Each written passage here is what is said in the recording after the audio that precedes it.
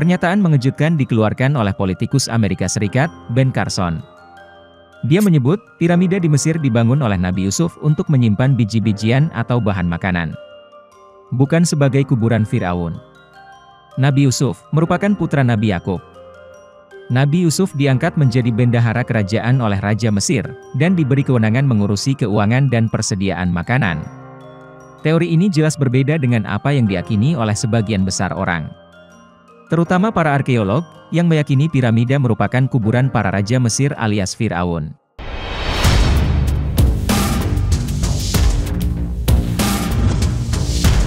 Ilmuwan berpendapat, tidak mungkin mengangkat batuan besar yang begitu berat pada saat itu. Karena itu, Firaun menggunakan batu alam untuk membuat dasar, dan kemudian menggunakan batu lumpur yang dibakar. Dalam versi Al-Quran, sebagaimana dalam surat Al-Qasas ayat 38, piramida bukanlah untuk makam. Dan berkata Firaun, "Hai pembesar kaumku, aku tidak mengetahui Tuhan bagimu selain aku. Maka bakarlah hai Haman, untukku tanah liat. Kemudian buatkanlah untukku bangunan yang tinggi, supaya aku dapat naik melihat Tuhan Musa, dan sesungguhnya aku belum yakin bahwa dia termasuk orang-orang yang pendusta." Dalam ayat ini disebutkan, bahwa tujuan Firaun membuat sebuah bangunan tinggi dari tanah liat tersebut, adalah untuk melihat Tuhan Nabi Musa ke langit. Ia ingin membuktikan, benar tidaknya di atas sana terdapat Tuhannya Nabi Musa atau tidak. Selain ini, masih banyak teori yang mengklaim bagaimana piramida dibuat. Video ini, hanya memilih beberapa di antara banyaknya teori yang beredar. Silakan kalian tafsirkan sendiri, mana yang lebih masuk akal. Asyik kan? Dalam buku maupun tayangan TV, seolah-olah Firaun dimakamkan di piramid. Padahal, kenyataannya, gak ada satupun makam atau mumi Firaun di dalam piramid. Dongeng bahwa piramid itu makam Firaun, pertama kali dipopulerkan oleh sejarawan Herodotus. Ketika itu, dia bertanya kepada para penduduk Mesir yang merupakan orang awam, bukan peneliti atau saintis. Kemudian dijawab, bahwa itu adalah makam Firaun yang dibangun oleh budak, dalam waktu 20 tahun. Ini sama saja, ketika kita bertanya kepada orang Sunda di kampung pedalaman, dan percaya bahwa Gunung Tangkuban Perahu dibuat oleh Sang Kuryang. Belakangan baru ditemukan, bahwa Firaun Khufu, ternyata makamnya ada di Kuil Abdos, Valley of the Kings di Luxor, yang jaraknya ratusan kilometer dari Giza. Lah ini gimana? Masa udah susah-susah bangun piramid buat makam, terus dimakamkan di tempat lain? Ampun Baginda! Lalu jika kita lihat hieroglifs, seolah-olah itu adalah bukti bahwa piramid dibangun oleh Firaun. Justru, hieroglifs itu membuktikan, bahwa piramid tidak dibuat oleh Firaun. Ada ribuan hieroglifs yang bercerita lengkap tentang bagaimana orang Mesir kuno itu hidup. Tapi tak ada satupun hieroglif yang menuliskan, tentang bagaimana mereka membuat piramid. Dan tak ada satupun hieroglifs, yang mengatakan bahwa piramid dibikin oleh Firaun. Ada ribuan hieroglifs di Kuil Abdos, yang nulis tentang bagaimana mereka makan, bercocok tanam, kawin, disunat, dan lain-lain. Tapi masa iya mereka lupa, kalau mereka ngebangun piramid? Padahal, itu adalah suatu peristiwa yang penting, dan butuh waktu bertahun-tahun, serta biaya dan tenaga yang tak sedikit. Teori piramida sebagai makam Firaun, adalah pernyataan yang dibuat oleh Egyptologis, atau orang yang mempelajari kebudayaan Mesir. Di mana ini merupakan ilmu sosial, bukan ilmu sains. Egyptologis adalah penjaga tradisi, bukan pencari kebenaran.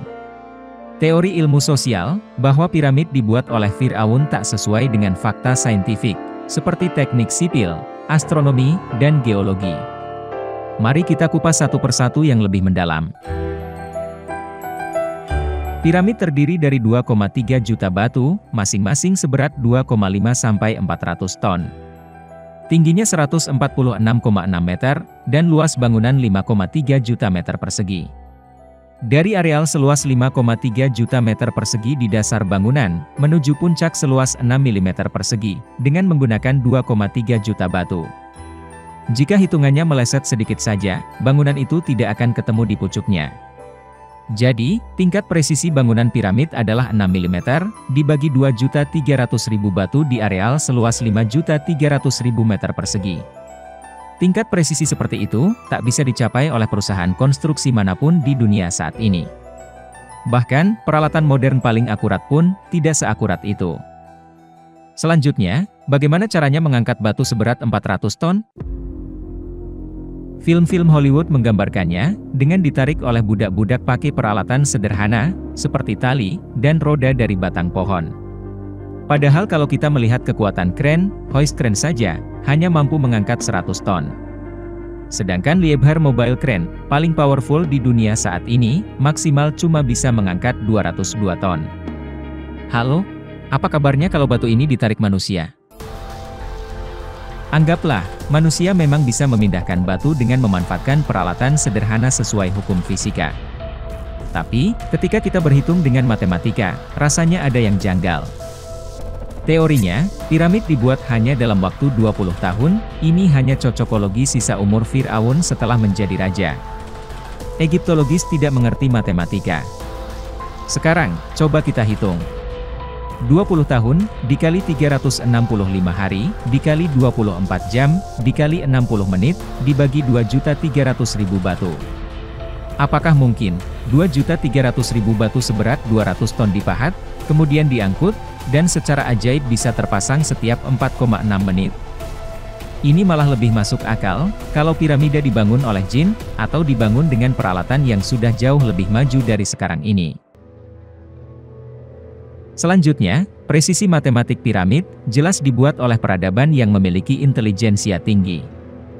Bukan hanya hebat secara arsitektur dan konstruksi, tapi juga memiliki makna matematis dan astronomis tertentu. Kita lihat gambar ini, ketiga bangunan piramid itu, secara presisi menggunakan rumus matematik yang paling ajaib, yakni rumus Pythagoras. Padahal, Pythagoras baru lahir ribuan tahun kemudian di Yunani. Gimana ceritanya? Yang membuat rumus belum lahir, tapi rumusnya sudah dipakai? Lebih ajaib lagi, piramid menggunakan rumus Golden Ratio yang disebut V. Golden Ratio, disebut-sebut sebagai the fingerprints of God. Di mana, ekuasi matematik ini jadi sacred geometri yang terpola di seluruh alam semesta. Pertanyaannya, untuk apa membuat makam harus memikirkan letak astronomi dengan menggunakan rumus V? Ketika kita melihat bendungan Hoover Dam di Amerika, mereka membuat yang namanya star map, karena mereka tahu bahwa posisi bintang di langit itu selalu berubah dari masa ke masa, ini disebut precession of equinox. Star map di Hoover Dam itu digunakan sebagai kalender universal sepanjang zaman. Jadi, kalau suatu saat peradaban kita punah akibat bencana, bahasa tulisan sudah berbeda, sistem kalender sudah berbeda, orang-orang di masa depan masih bisa mengukur kapan bendungan itu dibangun, dengan hanya melihat star map itu. Sebab, astronomi adalah ilmu pasti. Apapun bahasanya, apapun sistem kalendernya, star map akan merujuk pada waktu tersebut. Hal yang sama, juga terjadi pada piramid. Para pembuat piramid itu, sebenarnya meninggalkan kode-kode cerdas, yang hanya bisa dimengerti oleh orang yang ngerti sains. Bukan hanya kode tentang kapan piramid itu dibuat, tapi juga petunjuk agar kita bisa memahami, apa maksud dibangunnya piramid itu. Ketiga piramid itu, sangat presisi dan akurat menggambarkan 3 bintang Orion, rasi bintang yang sangat signifikan sepanjang sejarah peradaban kita. Dengan menggunakan program komputer, ternyata, ketiga piramid yang teraliansi dengan ketiga bintang Orion itu, menunjukkan tahun 10.500 sebelum Masehi. Rata-rata orang memfoto patung Sphinx dari bagian depan, supaya terlihat estetis. Jarang orang memfoto dari samping, karena kepala dan badan Sphinx tidak proporsional. Sebab, wajah Firaun dipahat belakangan, atau disebut ancient repair. Tentu ini sangat tidak masuk akal, arsitek yang bisa membuat piramid begitu presisi dan akurat secara matematik dan astronomik, tapi masa ia tidak bisa membuat ukuran badan dan kepala yang proporsional? Selain lewat astronomi, penanggalan piramid juga bisa dilakukan lewat ilmu geologi. Bangunan seperti ini, memang tak bisa menggunakan carbon dating. Tapi bisa dilihat dari fakta-fakta geologis lainnya, yaitu dari pola erosinya. Seperti diketahui, ada 2 jenis pola erosi, yaitu akibat angin, dan akibat air. Erosi akibat angin, bentuknya menyamping alias horizontal. Sedangkan erosi akibat air, bentuknya vertikal dari atas ke bawah. Sekarang kita lihat pola erosi di piramida Giza. Ternyata, di samping ada erosi akibat angin, juga ada erosi akibat air.